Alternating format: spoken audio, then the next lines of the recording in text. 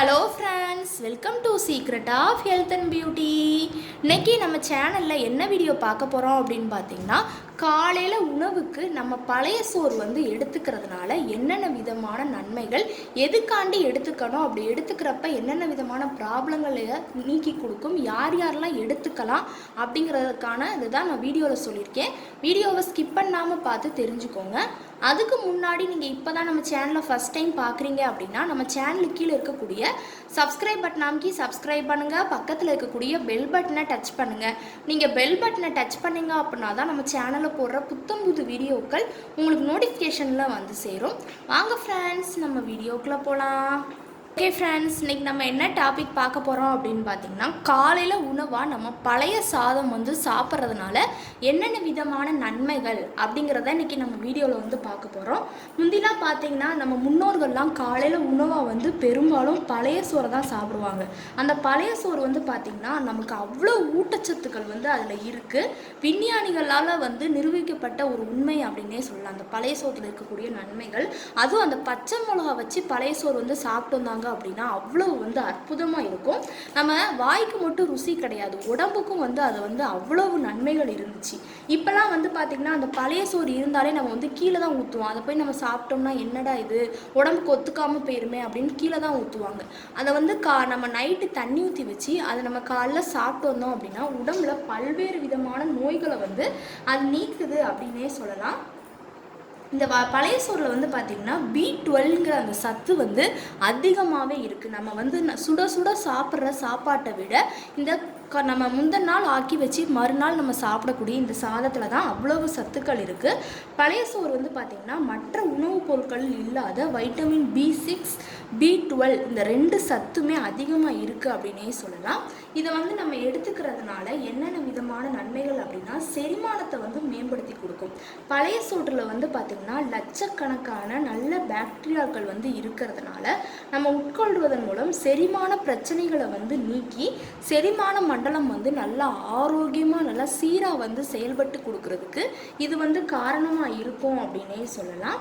அடுத்து பார்த்திங்கன்னா நமக்கு இம்யூனிட்டி பவரை அதிகரித்து கொடுக்கும். பழைய சோறு நோய் எதிர்ப்பு சக்திகளின் நமக்கு உடம்புல அதிகரித்து கொடுக்கக்கூடிய ஒரு அற்புதமான பொருள்.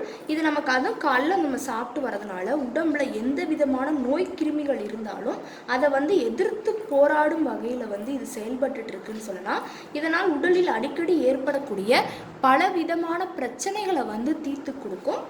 அடுத்து பார்த்திங்கன்னா முதுமைக்கு ரொம்பவே நல்லது. முதுமையை நமக்கு இளமையிலே பார்த்திங்கன்னா முதுமையான தோற்றத்தில் இருப்பாங்க. அவங்களாம் தினமும் காலையில், அதாவது முக சுருக்கம் ஏற்படுறவங்க காலையில் பழைய சோறை நம்ம சாப்பிட்டு வர்றதுனால விரைவிலேயே முதுமையான தோற்றம் ஏற்படுவதை தடுத்து நீண்ட காலங்கள் அவங்க இளமையோடு காட்சி அளிக்கிறதுக்கு இது ஒரு காரணமாக இருக்கும் பழைய சோறு நம்ம சாப்பிட்றதுனால.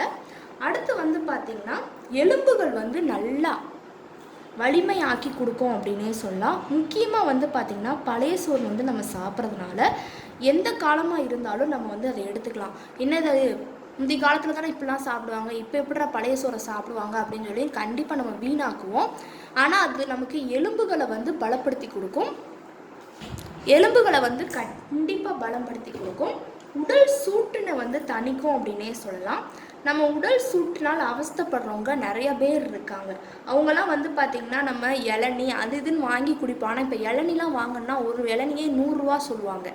ஆனால் நம்ம வீட்டில் மீதமாக இருக்கக்கூடிய அந்த பழைய சோறை நம்ம சாப்பிட்டு வரதுனால உடல் சூட்டை கண்டிப்பாக தணிச்சு கொடுக்கும்.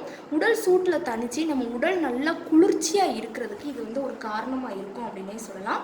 அடுத்து பார்த்திங்கன்னா இந்த பழைய சோறை நம்ம சாப்பிட்றதுனால மலச்சிக்கல் பிரச்சனையை சரி பண்ணி கொடுக்கும். நார்ச்சத்து இதில் அதிகமாகவே இருக்குது. B6, B12 மட்டும் கிடையாது, இந்த பழைய சோறில் பார்த்திங்கன்னா நார்ச்சத்துக்களும் அதிகமாக இருக்குது அப்படின்னே சொல்லலாம். கண்டிப்பாக மலச்சிக்கல்லால் அவஸ்தைப்படுறவங்களுக்கு நிரந்தர தீர்வாக அமையும். அடுத்து நல்ல சுறுசுறுப்பாக நம்ம செயல்பட்டு கொடுக்கறதுக்கு இந்த பழைய சோறு ஒரு காரணமாக இருக்கும் அப்படின்னே சொல்லலாம். காலையில் நம்ம பழைய சோறை நம்ம உட்கொள்றதுனால நாள் முழுவதும் பார்த்திங்கன்னா நல்லா நம்ம சுறுசுறுப்பாக செயல்படுறதுக்கும் நம்ம நல்ல சோர்வு ஆகாமல், அதாவது அந்த டயர்ட்னஸ் ஏற்படாமல் இருக்கிறதுக்கு இந்த பழைய சோறு ஒரு காரணமாக இருக்கும்.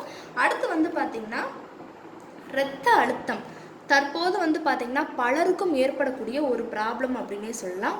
நமக்கு உயர் இரத்த அழுத்தமாக இருக்கட்டும், சாதாரணமாக அந்த ஏற்படக்கூடிய இரத்த அழுத்தமாக இருக்கட்டும், இதை பழைய சோறு நம்ம சாப்பிட்டு வரனால அதை வந்து கட்டுப்படுத்தும். எனவே இரத்த அழுத்த பிரச்சனைகள் வந்து இருக்கிறவங்க கண்டிப்பாக பழைய சோறு வந்து எடுத்துக்கிறது. அதுவும் காலையில் உணவில் நம்ம நைட்டெல்லாம் அதை வந்து சாப்பிடக்கூடாது. ஏன்னா நம்ம முந்தின நாள் நைட்டு வந்து தண்ணி ஊற்றி வச்சதை மறுநாள் நைட்டு வந்து சாப்பிட்றப்ப உடம்புக்கு வந்து அது கேடு தான். மறுநாள் காலையில் சாப்பிட்டு வர்றது தான் நமக்கு கண்டிப்பாக நன்மையை வந்து விளைவிக்கும். அடுத்த அல்சர் பிரச்சனை. இப்போ வந்து பார்த்திங்கன்னா நமக்கு தலைமுறையாக இந்த அல்சர் பிரச்சனை வந்து இருந்துகிட்டே தான் இருக்குது. அந்த வயிற்றில் ஏற்படக்கூடிய புண் பழைய சோறு வந்து அதுக்கு வந்து ஒரு சிறந்த மருந்தாக வந்து செயல்படும் அப்படின்னே சொல்லலாம். அடுத்து வந்து பார்த்திங்கன்னா குறிப்பாக நம்ம முன்னோர்கள் வந்து இந்த பழக்கத்தை வந்து கொண்டு வந்ததுக்கான காரணமே இந்த விதமான ப்ராப்ளங்கள்லாம் நமக்கு ஏற்படக்கூடாது அப்படின்னா மேக்ஸிமம் குறைஞ்ச அளவுக்கு நம்ம வந்து பார்த்திங்கன்னா வாரத்துக்கு 3 நாளும் பழைய சோறு வந்து நம்ம எடுத்துக்கிறது, அதுவும் காலையில் உணவாக வந்து நம்ம எடுத்துக்கிறது ரொம்பவே நல்லது. ஓகே ஃப்ரெண்ட்ஸ், இந்த வீடியோவில் நான் சொன்ன இந்த தகவல் வந்து உங்களுக்கு ரொம்ப பிடிச்சிருக்கு அப்படின்னா இந்த வீடியோவுக்கு ஒரு லைக் பண்ணுங்கள். லைக் பண்ணுறது மட்டும் இல்லாமல் உங்கள் ஃப்ரெண்ட்ஸ் அண்ட் ஃபேமிலி மெம்பர்ஸ் கூட இந்த வீடியோவை ஷேர் பண்ணுங்கள்.